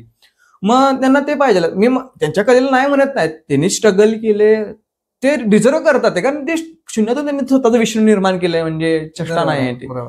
पण जो खरा कलाकार आहे ना, तो इकडे बघत नाही ह्या भागाकडे. रील करून फेमस होणं असेल, नथिंग. त्याला काय करायचं, हे करायचं. मी हाडाचा कलाकार आहे, तो घासतोच, म्हणजे किती झोपून देतो. म्हणजे ह्याच्यामुळे काय केलंय, ह्या सगळ्या सोशल मीडियामुळे असेल, बाकी सगळ्या ह्याच्यामुळे असेल, त्यामुळे खरा कलाकार भरडला गेलाय. बरोबर आहे. सक्सेस आहे ती सॅक्रिफाईस भरडला गेलाय, कारण त्याच्याकडे एवढे गट्स आहेत, भले भरपूर गट्स आहेत एका कॅरेक्टर, म्हणजे माझ्यात जेवढे गट्स असतील, माझ्यापेक्षा तुमच्यात जास्त गट्स आहेत, पण माझे रील जास्त आहे, माझे फॉलोअर जास्त आहेत, कारण कंटिन्यू. माझा चेहरा ओळखीचा आहे, ह्याचा चेहरा ओळखी ना, पण तुमच्यात माझ्यापेक्षा जास्त हे आहेत, गट्स आहेत, तुम्ही ते करू शकता. पण नाही, आपण करत नाही असं नाही. समोरचा कोण घेतो, दुसरा रीच जास्त आहे. ऍक्च्युली तो पण डिझर्व करतो, पण खरा कलाकार आहे त्याला कुठेतरी मागे घेतलं जातंय. बरोबर आहे. आणि ज्यावेळी म्हणजे रजिस्टर असं म्हणत नाही की मी रजिस्टर चांगले करतात कन्सेप्ट वगैरे, मी काही कन्सेप्ट अशा बघतो की खूप वल्गर असतील, त्याच्यावरती रीच मिळवतात, काही फनी कन्सेप्ट असतील किंवा काही वल्गर कंटेंट घेऊन ते शूट करत असतील, हे मोस्टली लोक आता बघतायत.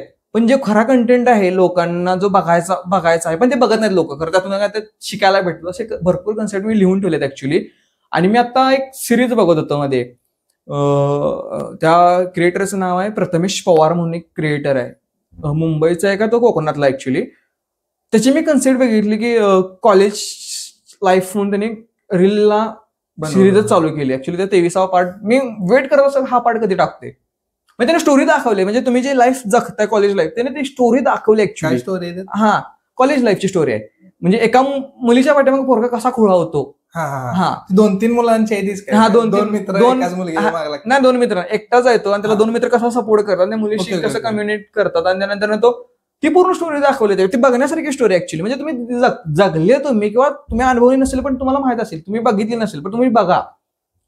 ते कंटेंट ते लोक खूप कमी बघतात, आणि जे असेच वल्गर कंटेंट आहेत आणि जे नको आहेत गोष्ट आहे, आणि लोक त्यांना प्रिफर करायला.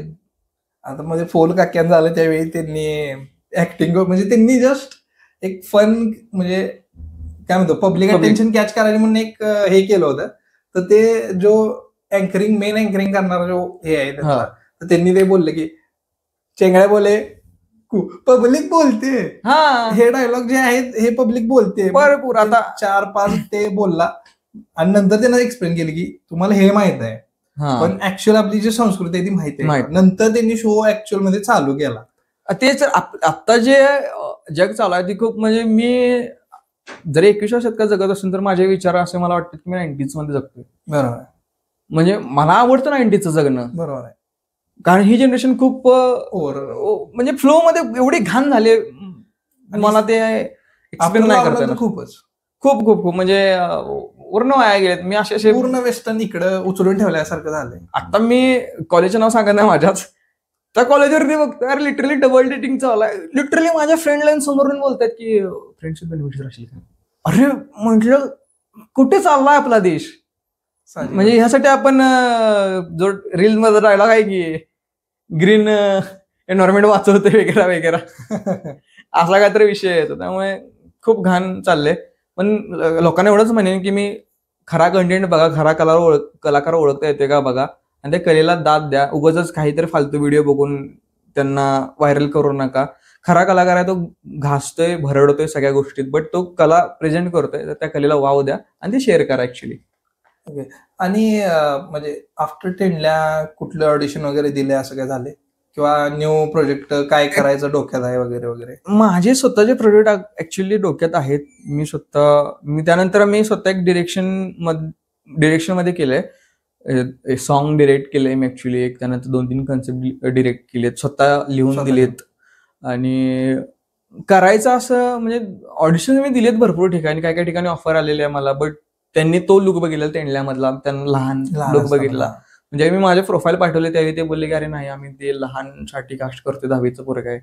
म्हणजे ठीक आहे म्हटलं, काय बाकीचं कॅरेक्टर असेल दुसरी बरोबर आहे. तर मला कळवत जावा. त्यानंतर मी ऑडिशन असं नाही, कारण कॉलेजला असल्यामुळे आणि मास्टर्स चालू आहे माझं, त्यामुळे मी मोस्टली आता सध्या तरी कॉलेजवरती फोकस केला एज्युकेशनसाठी. नाहीतर बाकीच्या ऍक्टिव्हिटी चालू आहेत माझ्या कोल्हापूरमध्ये. नाटकाचा असेल, डान्सचा असेल, एका अकॅडमीला जॉईन आहे मी आता.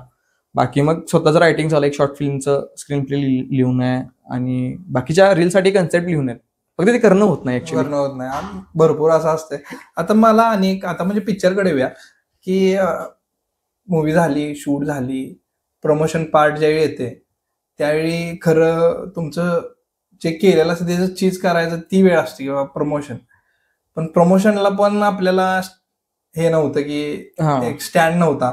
आणि त्यावेळी सगळी गावातली लोक येऊन मदतीला चालू झाली, आपल्या सगळ्या भागाने सपोर्ट केला एक्झॅक्टली. म्हणजे मी तर त्यावेळी माझ्यामध्ये पुण्यात होतो आणि मी नुसतं रील वरतीच पाहत होतो की सगळं गाव रॅली काढते, कुठं घराच्या इथं बॅटाचे हे लावलेत, गुढी लावले. त्यानंतर आम्ही जे प्रमोशन चालू केलं ऍक्च्युली प्रत्येकाला असं दिलं की हा जिल्हा तो हा सांभाळायचा आणि ते प्रमोशन करायचं वगैरे. ठीक आहे म्हटलं. आपल्या इथं इस्लामपूर भागात सगळ्यांना माहित होतं बऱ्यापैकी की बाबा तेंडल्या शूट झालाय आणि हे येणार आहे. बाहेर कोणाला माहित होतं मोस्टली. टास्क होता. मग आम्ही ते पॅम्पलेट छापलेले तेंडल्याचे. मग प्रत्येक जिल्ह्यात जाऊन मी कोल्हापुरात जाऊन लिटरली माझ्या तिथल्या मित्रांना, कॉलेजच्या मित्रांना फोन लावून बोलवून घेतले की मी तुम्हाला नाश्ता देतो भाई, तू ये. फक्त काय नाही, फक्त आपल्याला पॅम्पलेट लावायचे आहेत. बरोबर आहे. कुठेही लाव, खरं लाव. जिथे लोक जास्त असतील तिथे पॅम्पलेट लावायचे आपल्याला.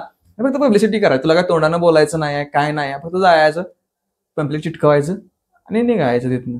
असे मी मित्रांना बोलवून घेऊन कोल्हापुरात प्रत्येक ठिकाणी पॅम्पलेट चिटकवलेत. स्वतः आम्ही पॅम्पलेट सांगितले, दाखवलेत लोकांना, प्रत्येक गल्लीत जाऊन किंवा प्रत्येक दुकानात जाऊन आमचा पिक्चर येणार आहे बघा वगैरे. हे सगळं आम्ही जाऊन एवढं डाऊन टू अर्थ, एवढ्या लो ह्याला जाऊन आम्ही प्रमोशन केले. प्रत्येक माणसाच्या दाराद्वारे जाऊन आम्ही सांगितले की बाबा तेंडल्या येणार आहे बघा. तुमची थीम पण तीच दिली, तेंडल्या दारोदारी. आता ते सुरू झाले तेंडल्या दारोदारी, त्यावेळी नव्हती ऍक्च्युअली. म्हणजे नंतर ना ज्यावेळी आम्हाला मोस्ट रिस्पॉन्स नाही भेटला मूवीला, त्यावेळी एक फिल्म आलती तेंडल्या रिलीज झाल्यावरती. सो त्यामुळे त्यानंतर आम्ही डिसाईड केलं की आपण जसं आधी 90च्या काळात तंबू लावायची, तंबूमध्ये मूवी लावायची, तसं आपण चालू करायचं. मग आम्ही चालू केली तेंडल्या आपल्या दारी ही कन्सेप्ट. पिक्चर ज्यावेळी लोकांनी पाहिला, रिस्पॉन्सेस तर जबरदस्त होते. तुमचा अनुभव सांगा, एखादी सगळ्यात चांगली कमेंट जी ग्रॅब झाली तुम्हाला की बाबा हा ही ऐकलं आता भास झालं. ऍक्टरला काय बाय असतं, ऍक्टरला असं काय असतं, म्हणजे मी मोठा ऍक्टर नाही, बट जेवढा माझा अभ्यास झालाय, म्हणजे मला जेवढं जाणून घेतलंय मी सरांच्याकडून आमच्या, म्हणजे मला अशी एक कमेंट आलेली पिक्चर रिलीज म्हणजे झालं, थिएटर झालं, शो झाला आणि बाहेर येताना मला कमेंट आले की भेटले सगळे आणि म्हटले की तुझे डोळे खूप बोलतायत. जेव्हा डोळे बोलायला लागतील तर रडूच आला असेल सगळ्या. हा, म्हणजे डोळे खूप बोलतात ऍक्टिंग करताना, कारण ते महत्वाचं आहे. कारण मोस्टली डोळं बोलणं नॉट टू जोक, कारण एक्सप्रेशन डोळ्यांद्वारे एक्सप्रेस करणं खरंच अवघड आहे ते. त्यामुळे ते एक भारी वाटलं की बाबा तुझे डोळे खूप बोलतात आणि तू नॅचरली ऍक्टिंग करतोस आणि असंच करत राहा वगैरे. आणि आम्हाला तुझं म्हणजे तुझ्याद्वारे आम्हाला आमचं बालपण अनुभवता आलं आणि मी असंच करतो वगैरे. त्यांनी सगळी 90ची ती थीम त्यांनी मला डोळ्यासमोर आणून दिली, याबद्दल सगळे आभार मानायचे वगैरे. आता अनेक पिक्चर मध्ये एक गोष्ट अशी आहे की आदर्श शिंदे सरांचं गाणं आहे. हा, म्हणजे ही गोष्ट तर मला जाणून घ्यायची आहे की म्हणजे सर कसं कनेक्ट झालं पिक्चरशी आणि म्हणजे भेटलाय का, सरांना भेटलाय का? नाही, ऍक्च्युली आम्ही नाही भेटलो. जे आदर्श शिंदे सरांनी गाणं म्हटलंय नादी नॉट, ते गाणं लिहिले आम्ही सगळ्या पोरांनी. काय सांगताय? हा, म्हणजे निलेश निर्मला म्हणून सांगलीचे एक कलाकार आहेत जे म्युझिशियन आहेत, त्यांनी त्यांच्याकडे लिहायला होतं. मग त्यांनी जरा रफ कट आणलेला लिहून मग आम्ही सगळ्यांनी बसून गच्चीवरती सगळं ते रिदम जुळवलं, शब्द जुळवले, हे सगळं केलं. मग ते फायनल कट तयार झाला. आणि ज्यावेळी ह्याला रेकॉर्डिंगला गेले त्यावेळी आम्ही कोण गेलो होतो, डिरेक्टरांनी गेले ते निलेश दादा. मग पहिला टेक घेतला, काहीतरी. आणि ओके झालं ते सॉन्ग, ओके झालं. पण जो मधला तुम्ही नादी नोट सॉन्ग ऐकला असेल त्यामध्ये रॅप सॉन्ग आहे मध्येच, रॅप टाकलाय मध्येच, तेही तो आदर्श दादांना काहीतरी जमला नाही थोडाफार. मग ते जमला नाही म्हणून परत त्यांनी रेकॉर्डिंग साठी घेतलं, मग ते डबल पैसा टाकला, बर असा विषय झाला. पण ते जे सॉन्ग झाले ते पोराने लिहिले आणि ते खरंच आहे, जे जे वर्ड आहेत, ते शब्द आहेत, ते तुम्हाला रिलेट होतील असे शब्द आहेत. आता अनेक गोष्ट अशी आहे की तुझ्या एज म्हणजे त्यावेळी जे एज असते लहान वय, त्यावेळीच्या मुलांना जर अभिनय शिकायचा आहे तर काय केलं पाहिजे किंवा काय तालीम केली पाहिजे, काय सांगते तुमची जशी झाली त्या हिशोबाने सांग की बाबा बेसिक गोष्टी ज्या केल्याच पाहिजेत. नाही, बेसिक गोष्टी केल्याच अशा नाही. म्हणजे तुम्ही एका अकॅडमीशी किंवा कोण जर तुम्हाला इथं शिकवत असेल तर त्यांच्याशी एकदा कनेक्ट व्हा, एक कन्सेप्ट समजून घ्या, एक्झॅक्ट ऍक्टिंग काय असते हे समजून घ्या. आणि समजून घेता घेता ते समजायला लागेल की तुम्ही जगायची कशी आहे ती. ज्यावेळी तुम्हाला कळेल की बाबा एक्झॅक्ट हे वर्क असं होतं, तर ते करता येईल तुम्हाला. ऍक्टिंग अशी शिकायची नसते ऍक्च्युली, ते अनुभवण्याची गोष्ट असते. आता सुट्टीच्या दिवशी वगैरे अजून काय ऍक्टिव्हिटी करताय का किंवा काय ऍक्टिव्हिटी केलेत का तुम्ही? म्हणजे आता कॉलेजला, म्हणजे त्यावेळी तर लहान होता, आता कॉलेजला वगैरे गेलाय, त्यानंतर आपल्याला वाटतं की बाबा नवीन नवीन काहीतरी क्षेत्रात पाय ठेवला पाहिजे किंवा आपल्या हॉबी जी आहे ती कुठेतरी कुठेतरी प्रेझेंट केली पाहिजे आपण, हे तर राहतच. मग सुट्टी दिवशी असं वेगळं करते असं म्हणायला गेलं तर मी भरपूर ठिकाणी, मी आता कोल्हापूरला असल्यामुळे आता नुकतेच गल्लीतल्या पोरांना माहिती झालं की हारने पिक्चर केलाय वगैरे वगैरे आणि ह्याच्याकडे काय तर असेल. मग एका ठिकाणी एकदा काय झालं, कोल्हापुरात देवीची मूर्ती येणार होती, दुर्गा मातेची. मग त्यासाठी एक मित्र असाच ओळखीचा होता फोटोग्राफर, तो बोलला की मला एक कन्सेप्ट पाहिजे आहे, रील कॉम्पिटिशन आहेत, त्यासाठी मला एक कन्सेप्ट दे वगैरे. मी म्हणलं ठीक आहे देतो मग तुला. मला त्यांना रूल्स नाही सांगितले, काय सांगितलं नाही. मग तो बोलला की मी त्याला विचारलं काय टॉपिक काय आहे, म्हणजे तुला कशावर करायचं आहे एक्झॅक्ट. बरोबर. तर बोलला की आता तू बघतोय तर मुलींच्यावरती खूप रेप केसेसचे प्रमाण वाढत आहे. मग म्हणलं ठीक आहे, म्हणजे मग तुला एक्झॅक्ट दाखवायचं काय. म्हटलं देवी येणार आहे तर त्यात आदिशक्ती किंवा काली माता असं काय तर एक देवीचा रुद्रा अवतार दाखवायचा मला त्या मुलीच्या. म्हणजे ठीक आहे चालते. मग मी त्याला राईटअप करून दिला सगळा कंटेंटचा, ती आम्ही दिली फेस्टिव्ह म्हणजे कॉम्पिटिशनला दिली. आणि त्यांनी ती रील बघितली आणि ते म्हटले की मी तुला फर्स्ट प्राइज देतोय. ओके. बघितला. मी म्हटलं म्हणजे रूल्स काय आहेत म्हटलं. ऋषा, तिचं नाव ऋषी आहे. ऋषी रूल्स काय होते त्याचे. म्हटलं असं जे रूल्स होते आणि टाइम एवढं होतं. आम्ही टाइम एवढं होतं म्हटलं. मी एकदा रील चेक केली किती टाइमला जाते आपली ड्युरेशन, तर आमचं त्यांच्या ड्युरेशनच्या बाहेर जात होती रील. मग त्यांनी ऋषाने सांगितलं की आम्हाला नंबर वगैरे काय नको, आम्ही तुमचं रूल्स ब्रेक केलेत आणि आम्ही तुमच्या टाइम लिमिटच्या बाहेर रील केली. तर ते कसं होते, त्यांनी जर नंबर दिला तर उगाच लोक नाव ठेवणार की बाबा यांनी नेपोटिझम झाला आणि त्यांनी स्वतःला नंबर दिला वगैरे वगैरे. मग त्यावेळी ती रील म्हटलं फक्त आम्हाला काय नको, आम्हाला फक्त संदेश पोहोचवायचा लोकांपर्यंत, हा असा असं आहे, तुम्ही फक्त ती रील व्हायरल करा. बाकी लिहितोय. आणि एक होतं की संध्या मठ तरुण मंडळ, जे की कोल्हापूरचं आहे. ओके. संध्या मठ छत्रपती शिवाजी तरुण मंडळ म्हणून फेमस आहे. आणि त्यांचं पण होतं की त्याने दिवाळी दिवशी किल्ला केलेला आणि त्या किल्ल्याचं त्यांना प्रमोशन करायचं होतं ऍक्च्युली. आणि ते बोलले की आम्हाला काहीतरी लिहून द्या किंवा आमचं प्रमोशन करा किल्ल्याचं वगैरे, कन्सेप्ट लिहून द्या, आम्ही प्रमोशन करतो.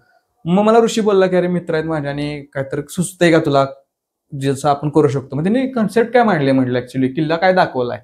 तर मला त्याने आपलं छत्रपती शिवाजी महाराजांनी घेतलेली शपथविधी, त्यांचा राज्याभिषेकचं आणि वचनपूर्तीचं दाखवलं. ऍक्च्युली खरं सांगायला गेलं तर फक्त लोकांना माहिती आहे की शपथविधी झालाय महाराजांचा. रायरेश्वराच्या मंदिरात त्यांनी शपथविधी घेतला 16व्या वर्षी.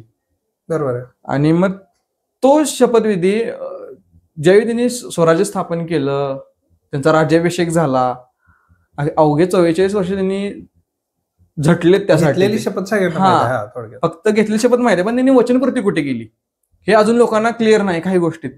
मग तेच तो होता अनुभव की बाबा शपथविधी घेतली रायरेश्वरावर, त्याची वचनपूर्ती केली जगदीश्वराच्या मंदिरात.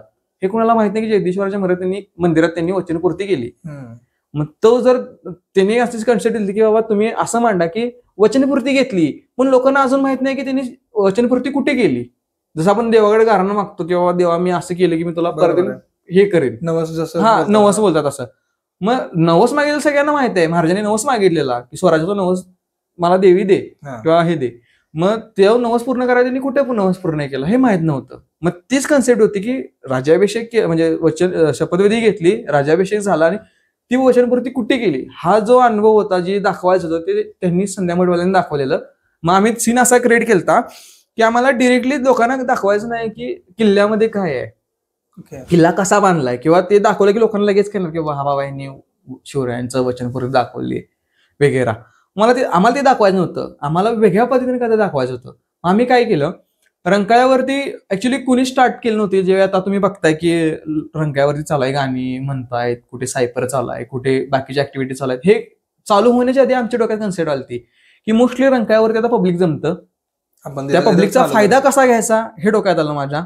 मग आम्ही काय केलं, एक कन्सेप्ट लिहिली मी आणि त्या कन्सेप्टवरती म्हटलं चला आपण एक शूट करायचं. मग रंकाळ्यावरती गेलो, एक गिटारिस्ट होते दोघं, गाणं म्हणणारे दोघं जण होते, त्यांना एक माहोल तयार करायला लावला मी की तुम्ही लोकांना जमा करा. आम्ही कॅमेरा हाईड केलं, लोकांच्या हाईड केलं कॅमेरा. आम्ही जसं नॉर्मल लोक कसं शूट करतात गाण्यांचं तसं आम्ही कॅमेरा हाईड केलं आणि हाईड केल्यावरती लोक जमा झालीत. आम्ही जरा माहोल तयार केला गाण्याचा वगैरे आणि त्यात एक मी डायलॉग टाकला मधनच की हर हर महादेव आवाज सुटला, मुघलांच्या कपाळी घाम फुटला, मराठ्यांच्या झळकल्या नंग्या तलवारी, मुघल पळती माघारी. महाराज अजून तुम्ही 10 वर्ष जगला असता तर मुघलांनी देखील कपाळी भगवाच लावला असता. हा जे आवाज टाकला मी, त्यानंतर आम्ही बिल्ड असं केलं की डायरेक्ट मागणी मावळा येते. ओके. माझा आवाज सिनेमॅटिक पूर्ण, म्हणजे माझा ज्यावेळी डायलॉग झाला लोकांना, म्हणजे महाराज अजून जगले असे 10 वर्ष तर मुघल संपलेच असते, त्यांनी पण भगवा लावाय मागं पुढं बघितलं नसतं. मग त्यावेळी मावळा ते मागणाने म्हणते की ऐका हो ऐका, छत्रपती शिवाजी महाराज शपथ घेतली, कुठे घेतली आणि का घेतली होती शपथ. मग तो जो आम्ही जो प्रमोशनचा भाग आहे पूर्ण महाराजांचा इतिहास सांगितला आणि मग प्रमोशनचा भाग सांगितला आम्ही की बाबा महाराजांचा जे शपथविधी घेतली, राज्याभिषेक झाला, पण राज्याभिषेक झाल्यावर त्यांनी वचनपूर्ती कुठे केली, ही वचनपूर्ती अनुभवायची असेल तर संध्या मठ या ठिकाणी अवश्य भेट द्या. तुम्हाला कळेल की वचनपूर्ती जगदीश्वराच्या मंदिरात झालेली आहे आणि तिथे तुम्हाला ती कलाकृती अनुभवायला पण मिळेल आणि बघायला मिळेल. मग आमचं ते प्रमोशन पण झालं, लोकांना इतिहास पण सांगितला गेला आणि आमचं ओव्हरऑली पण प्रमोशन झालं आणि सोशल मीडियावर ज्यांनी व्हिडिओ केले तिथं येणाऱ्या लोकांनी, टुरिस्टनी, फिरायला येणाऱ्यांनी, त्यांनी पण व्हायरल केलं. ऑटोमॅटिकली आमच्या 3 पद्धतीने आमचं प्रमोशन झालं. आमच्याकडनं प्रमोशन झालं ओव्हरऑली ते ऑन स्टेज किंवा त्या लोकांपर्यंत पोहोचलं तिथल्या असलेल्या लोकांपर्यंत, आणि त्यांनी जे व्हिडिओ केले ते व्हायरल झालं, ते झालं. अशा पद्धतीने मी लिहितोय, पण काही कन्सेप्ट अजूनही माझ्या लिखाण चालू आहे माझ्या एका शॉर्ट फिल्म वरती माझ्या स्वतःच्या. आणि एक मी मगाशी सांगितलं तुम्हाला की मी एक सिरीज नुकतीच चालू करणार आहे, पण त्यासाठी थोडासा मागं पुढे होते. प्रेमाली शेवटची भेट ते करणारच आहे मी ऍक्च्युली, थोडासा वेळ भेटेल त्यावेळी. लिखाण चालू आहे. बाकीचं मग दुसरी आवड म्हटलं तर मला एक शायऱ्यांची आवड आहे मोस्टली. म्हणजे मी भरपूर मला असे लोक विचारतात की माझ्या इंस्टाला मी स्टोऱ्या टाकतो की तुझं ब्रेकअप झालंय का, किंवा तू कुणाला लाईक करत होता का वगैरे. मग माझ्या स्टोऱ्या अशा असतात की बाबा लोकांना ते आता रिलेट होतं, कारण झेनझी म्हणतो ना आपण, झेनझी अशी आहे की बाबा ते ब्रेकअप झाले की लगेच सोडून गेली रावती, हे झालं रावती. मग त्यांना जे मला जे दिसतं त्यांच्यात किंवा मी जे त्यांच्याकडे बघून मला जे वाटतं ते मी लिहितो. ओके. ते लिहिल्यावरती मी लिहितो. मी स्वतः जे लिहिले ऍक्च्युली एक अशी सगळ्यात पहिला लिहिली मी सांगेन, पण जे लिहितो मी ते लोकांना असं वाटतं की ते मला जज करतात, ह्याचं ब्रेकअप झाले राव, उगाच असा दर्दे अशी टाईप शायऱ्या. बरोबर आहे, हे मिथ म्हणतो. म्हणजे तर फिल्म इंडस्ट्रीमध्ये, मराठी फिल्म इंडस्ट्रीमध्ये किंवा हिंदी फिल्म इंडस्ट्रीमध्ये कोणाला इन्स्पिरेशन मानता किंवा कोणाचा रोल आहे की बाबा तुम्हाला आवडतो? मराठीमध्ये सांगायला गेलं कारण आपली मराठी इंडस्ट्री आहे. मी आणि लहानपणापासून मी हिंदी मोस्टली बघितले नाही, म्हणजे जेव्हापासून मला माहिती. मराठीमध्ये म्हणायला गेलं तर आता जेवढं मला माहित होते, म्हणजे जेव्हापासून मी अभ्यास करायला सुरुवात केली, कॅरेक्टरचा असेल, बाकीचे ऍक्टर लोकांचा असेल, तर मोस्टली आपली तिघांची जोडी तुम्हाला माहित असेल. भरत जाधव असेल, नंतर अशोक सराफ असतील, लक्ष असेल आणि महेश कोठारे. हे तर म्हणजे खूप गाजलेली माणसं, त्यांच्याकडून खूप काही शिकायला भेटतं मराठी इंडस्ट्रीमध्ये. सर्वात भारी मी शिकतो म्हणजे आपले दादा घोणके. म्हणजे त्यांच्याकडनं एक डायलॉग असेल तो कशा पद्धतीने 4 डायलॉग मध्ये म्हणजे 4 व्हेरिएशन मध्ये कसा कॅरी करता येईल ते त्यांच्याकडून शिकायला येतं. आणि जो म्हणतो ना एक लगेच, म्हणजे तो मला शब्द आठवत नाही ऍक्च्युली, सेन्स ऑफ ह्युमर असतो ना, जाग्यावर काय कळतं. काय करायचं आहे लगेच आहे क्रिएटिव्हिटी, लगेच अँटी काहीतरी करू शकतो, त्या माणसाकडून शिकायला भेटतं. आता म्हणजे दादा कोणी नाहीत, पण ती जी कलागुण मी बघतो एका व्यक्तीत बघतो ते म्हणजे भाऊ कदम. म्हणजे त्यांच्याकडे पण ते गट्स आहे, ते टॅलेंट आहे की बाबा तो माणूस एकच डायलॉग 4 व्हेरिएशन मध्ये, 4 किंवा जास्त व्हेरिएशन मध्ये कसा बोलू शकतो, म्हणजे व्हॅरी करतो डिरेक्टली तो. आणि कॅरेक्टर पकडणं असेल, लोकांना खेळवून ठेवणं असेल आपल्यासोबत, म्हणजे तो माणूस बापच आहे त्या बाबतीत. बाकीचे म्हणजे सिद्धार्थ जाधव सरांना पण मी मानतो खूप. भरत जाधव सुद्धा म्हणजे त्यांना तेच की भरत जाधव सर आणि सिद्धार्थ जे आहेत ते इंडस्ट्रीमध्ये, भरत जाधव, सिद्धार्थ जाधव असतील, बाकी महेश कोठारे, कॉमेडी म्हणजे अशोक सर पकडून ठेवले कॉमेडी, म्हणजे खूप म्हणजे त्यांनी गाजवलेलं, त्यांच्याकडून खूप काही शिकायला भेटतं. आता मी जिथे राहतोय त्या आमच्यापासून एक 100 मीटर अंतरावर भरत जाधव सरांचा बंगला आहे. ओके. मी आता मला तिथूनच जावं लागतं नाटकाच्या रिहर्सलला माझ्या. मी जाताना असं बघत जातो, दादा दिसतोय, दादा दिसतोय, आम्ही लिटरली असं बघत जातो. म्हणजे त्यांना भेटलो 2-3 वेळा भरत सरांना. फक्त मला भेटायचं सिद्धार्थ जाधव सरांना, कारण मी आता जो तुम्ही बघताय पिक्चर एक नवीन येणार आहे महेश कोठारे सरांचा, महेश मांजरेकर सरांचा, पुन्हा शिवाजी. मग त्यामध्ये जो सिद्धार्थ दादाचा लुक दाखवलाय ऍक्च्युली ओळखत नाहीये तो. ऍक्च्युली जसं त्या खो पिक्चर मध्ये लुक आहे, लिटरली मी पहिला कन्फ्युज झाला, अरे हा नवीन ऍक्टर कोण आहे. आणि जेव्हा मी इंस्टाग्राम वरती बघितलं की हा कोणा ओळखलं का, आपला हा सिद्धू आहे, मला क्लिक नाही झालं त्या गोष्टी बाबा. म्हणजे त्या चेंज होऊ शकतो, इतका चेंज. आणि तो ऍक्टर बापच आहे ऍक्च्युली. म्हणजे मी त्यांना मानतो, मी त्यांच्याकडून शिकतोय भरपूर गोष्टी. बाकीचे कलाकार आहेत मोठमोठे, भरत दादा असतील, आपले महेश कोठारे, कॉन्टॅक्ट तर भरपूर झाले असतील. झालते तशी कॉन्टॅक्ट, खरं त्यावेळी त्या एक लिमिटेड काळापुरते होते. आणि त्यानंतर थोड्याफार मग मी डिस्कनेक्ट झालो फील्डशी. त्यामुळे थोडेफार आहेत अजूनही भरपूर ओळखीचे. म्हणजे एक किस्सा सांगतो मी. पुण्यात होतो कोथरूड प्राईमला थिएटरच्या येते, आणि मी असंच उभा राहिले, लोकांची प्रतिक्रिया घेत होतो थिएटरच्या बाहेर, कसा वाटला मूवी. आणि त्यातून एक कलाकार आला, त्यानं फेस हे केलता, रुमाला बांधलेला, आणि म्हटलं ओळखलं का.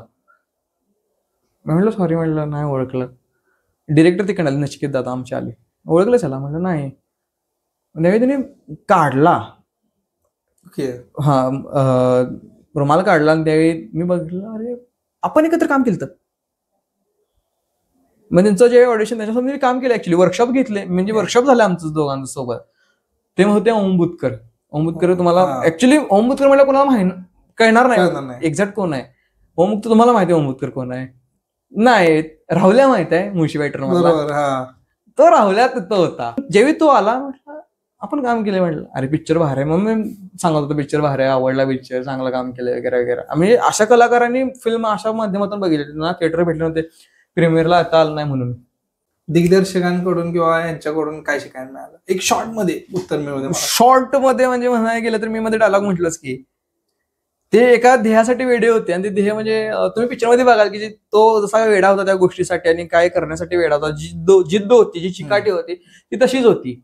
म्हणजे की जे डायलॉग आहेच की छोटी गोष्ट मोठी गोष्ट अशी काय नसतं, गोष्ट ती गोष्टच असती, आणि ती गोष्ट मिळूस तर पिक्चरवर टिकून राहणं एवढंच मला माहिती. मग आपलं काय बिन होते.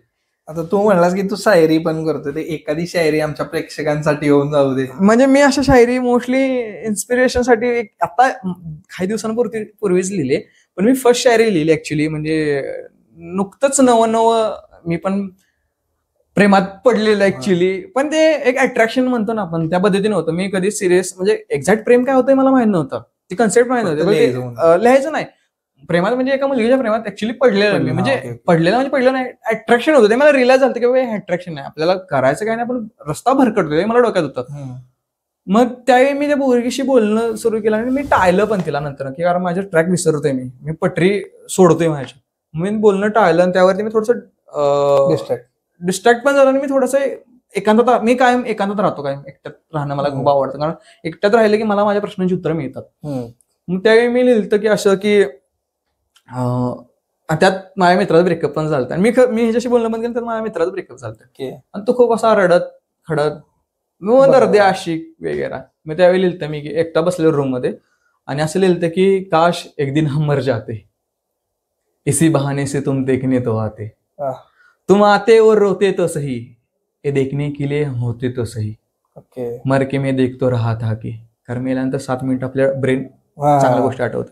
सो मर के मैं देखतो रहा था के मेरे पास बैठे चिल्ला रहे थे, काश हम मिले ही ना होते और तुम ऐसे ना रोते. ओके. आप आए हो समझते ही मैं जाग उठता, आपको रोते देखकर फिर मर जाता. अच्छा हुआ मैं मर गया, इस बेअदबी दुनिया से छुटकारा तो पा लिया. अब ऐसे ही किसी ने कहा है कि चूम कर और मेरे कफन को क्या खूब कहा, चूम कर और मेरे कफन को क्या खूब कहा, नए कपडे क्या पहन लिए अब देखते भी नहीं. अरे वा. जबरदस्त. ती ती पहिली शायरी होती आणि आता मी लिहिलेली ऍक्च्युली. मी जे म्हटलं तुम्हाला मी शॉर्ट फिल्म करतोय झुमक्यावरती आणि नुकतंच मी कॉलेजला होत आले माझे मास्टर्स होतील आणि मी बीएससीत असताना मला एक असंच एका मुलगीवरती क्रश झालं असेल नसेल माहित नाही, बट थोडंसं अट्रॅक्शन झालं. मला क्लिक झालं की बाबा हा ही पोरगी आपल्या आयुष्यात आली तर आपण काहीतरी वेगळं करू शकतो.